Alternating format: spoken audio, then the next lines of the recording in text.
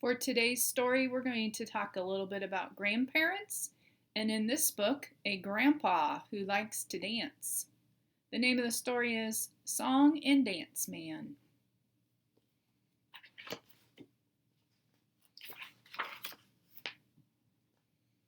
Grandpa was a song and dance man who once danced on the vaudeville stage.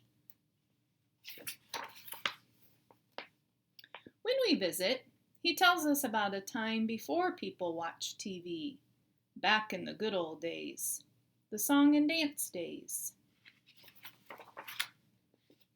Supper's in an hour, Grandma calls from the kitchen. I wonder if my tap shoes still fit, Grandpa says with a smile. Then he turns on the light to the attic, and we follow him up the steep wooden steps.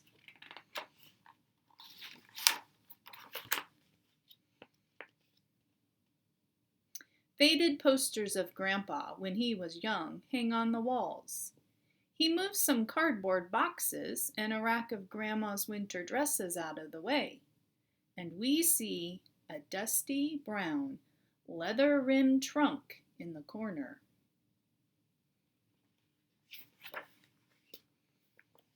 As soon as Grandpa opens it, the smell of cedar chips and old things saved fills the attic. Inside are his shoes with the silver half-moon taps on the toes and heels, bowler hats and top hats, vests with stripes, and matching bow ties. We try on the hats and pretend we're dancing on a vaudeville stage where the bright lights twinkle and the piano player nods his head along with the music. After wiping his shoes with a cloth he calls a chamois, Grandpa puts them on. He tucks small white pads inside his shoes so his corns won't rub. And he turns on the lamps and aims each one down like a spotlight. He sprinkles a little powder on the floor, and then it's showtime. We sit on one of Grandma's woolen blankets, clap our hands, and call out, "Yay, Grandpa!" The song and dance man begins to dance the old soft shoe.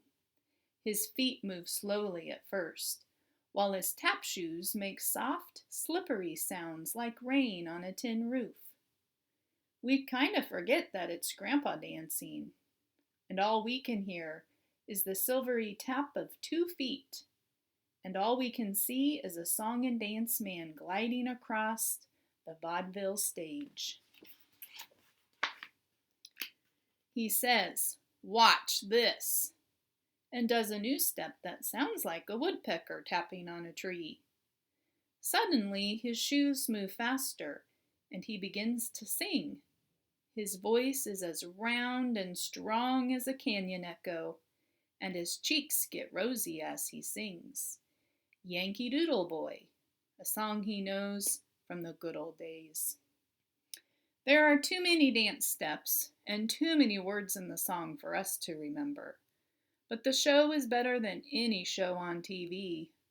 The song and dance man stops and leans forward with a wink.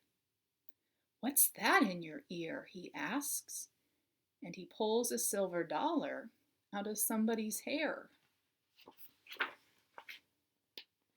He rolls his bowler hat down his arm, catches it in his hand, and flips it back up on his head. "Know how to make an elephant float?" he asks. "1 scoop of ice cream, 2 squirts of soda, and 3 scoops of elephant." We've heard that joke before, but the song and dance man slaps his knee and laughs until his eyes water.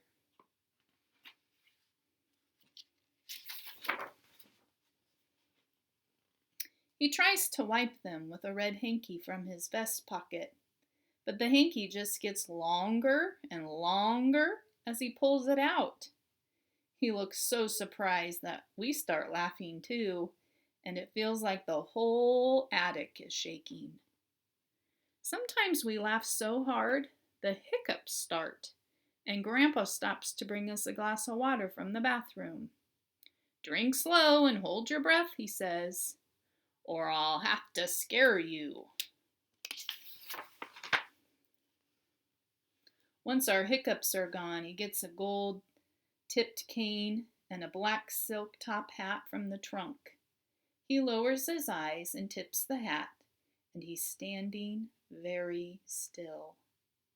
All the lights are turned low except one that shines on his polished tap shoes. It's the grand finale, so the song and dance man takes a deep breath. He lifts the cane and holds it in both hands. Slowly, he starts to tap. His shoes move faster and faster, and the sounds coming from them are too many to make with only 2 feet.